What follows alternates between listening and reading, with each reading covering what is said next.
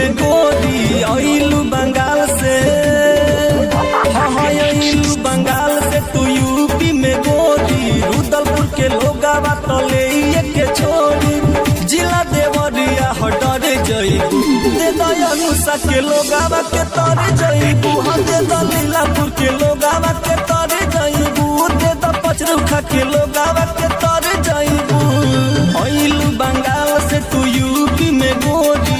रुदलपुर के लोगावा तले के छोड़ी, जिला देवरिया हटर जईबू। दे दयानुसा के लोगावा के तर जईबू, हाँ दे खोपा के लोगावा के तर जईबू।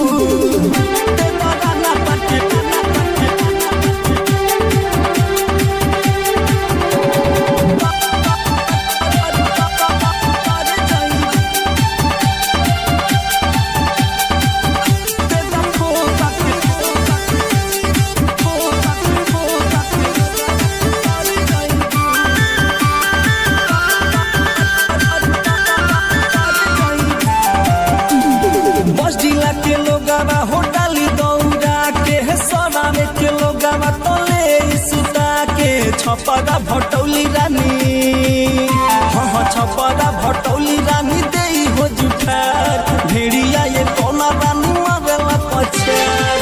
जयबू नारायणपुर झर जईबू, जयबू हो नगावा में झर जईबू। दे दया मारी के लोगावा के तर जईबू, हाँ दे दीपारा के लोगावा के तर जईबू। हाँ दे राना पर के लोगावा के तर जईबू।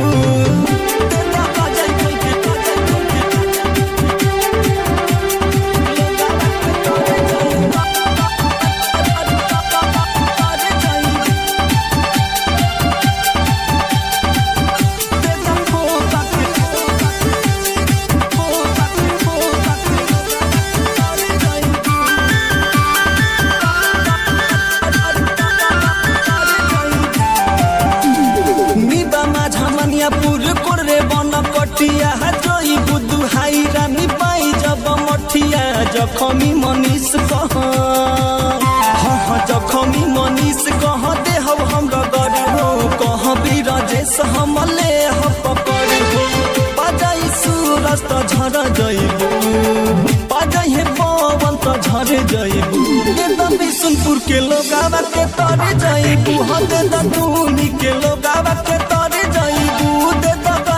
के लोगावा के तर जईबू। आइलू बंगाल से तू यूपी में गोरी। रुदलपुर के लोगावा तले के छोड़ी, जिला देवरिया हटर जईबू। दे दयानुसा के लोगावा के तर जईबू, हाँ दे खोपा के लोगावा के